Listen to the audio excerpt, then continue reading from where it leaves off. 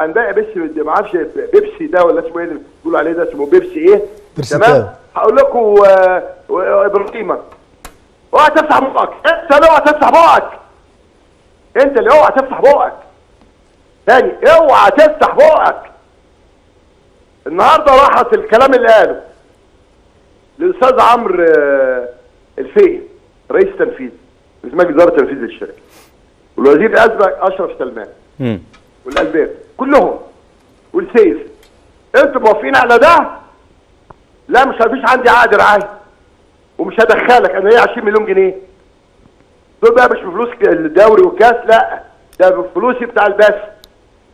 ويقول لك ايه؟ ما تطلع تقول لنا انت خدت رعايه كام؟ هو انا يا ابني لسه عملت العقد؟ ايه القرف ده؟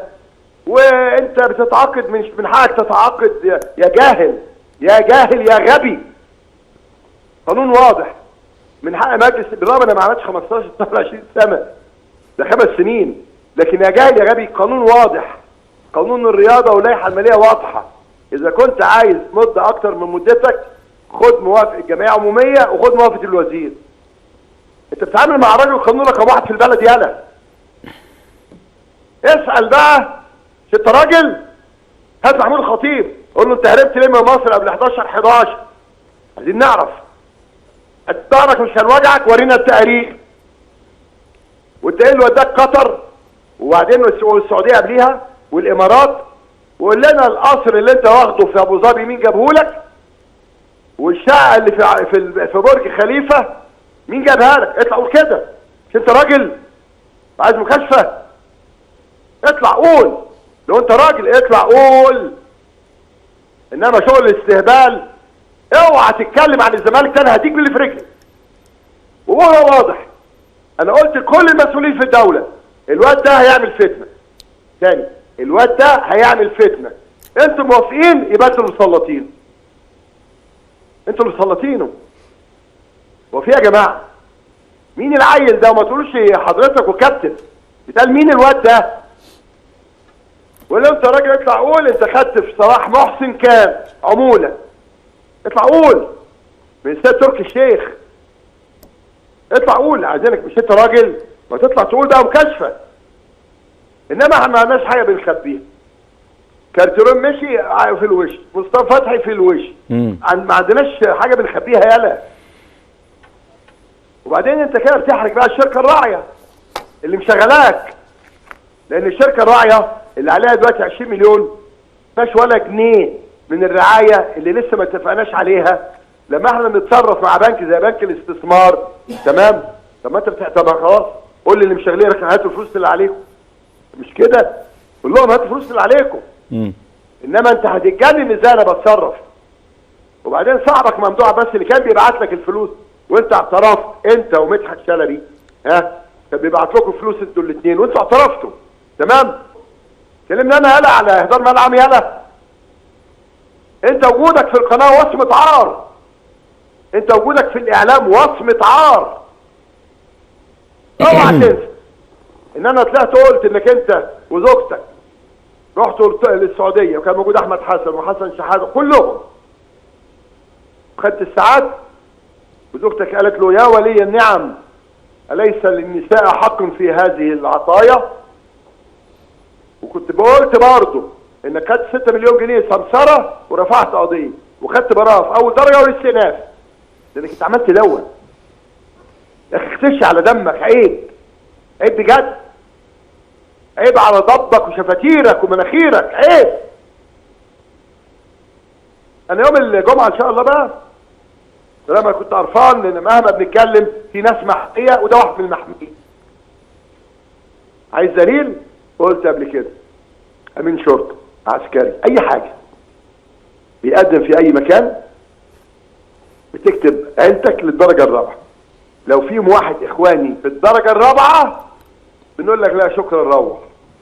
ده اخوك مجرم ارهابي محمد اللي في امريكا، اخوك مجرم وارهابي اسمه محمد في امريكا. انت بتساب ليه؟ انت كسر عين مين هنا؟ انت ممدوح عباس ومحمود الخطيب قولوا لنا مين اللي حاميكم؟ مين اللي وراكم؟ انا مش هقول كل يوم هشتكي للشركه الراعيه وهنحقق وهنشوف ولا حد بيعمل حاجه. وبعدين ازاي انت عايز ترعاني وانت جايب واحد يهد كل يوم شتيمه كل يوم بيحسب على النادي؟ هو احنا جينا ناحيه النادي الاهلي؟ ما هو النادي الاهلي فيه مصايب مالناش دعوه.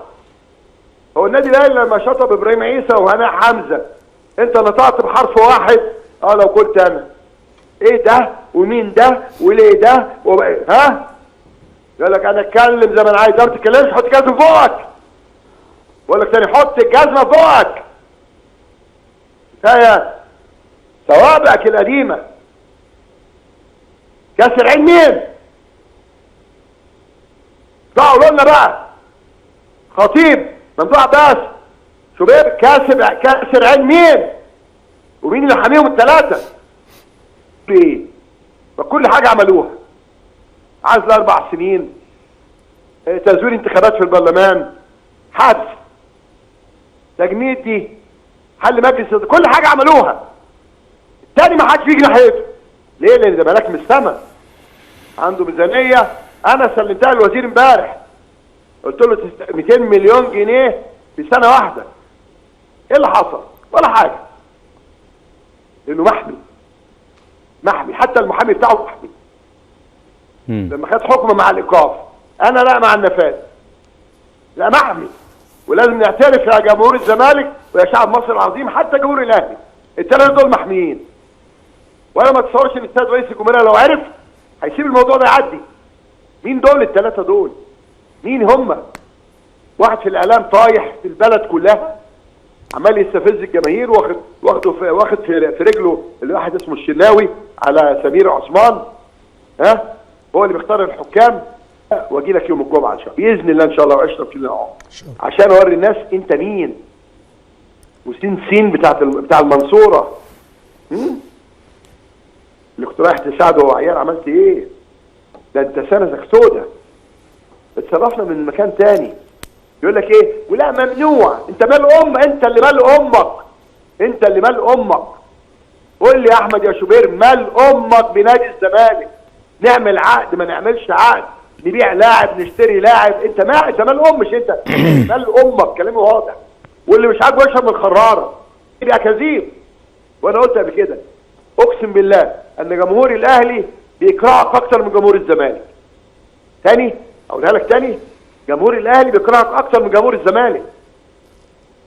وتاني اقسم بالله لو انا كنت خدت بالي منك انك انت في العزا كنت كلتك علقه جوه العزا، ويزعل مني محمود المملوك يوم ولا يومين وخلاص.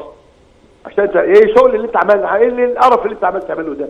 وتفتفه وشفاتيره، ايه القرف ده؟ واول واحد الاقي ليه مناخير ليها 4 فتحات، ايه القرف ده؟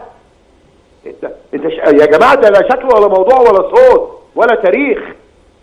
مش ده اللي كان بيقعد يعيط؟ وبقول لكم من فضلكم لا حد يقول حضرتك عليه ولا الكابتن، اسمه الواد شوبير وهو كده.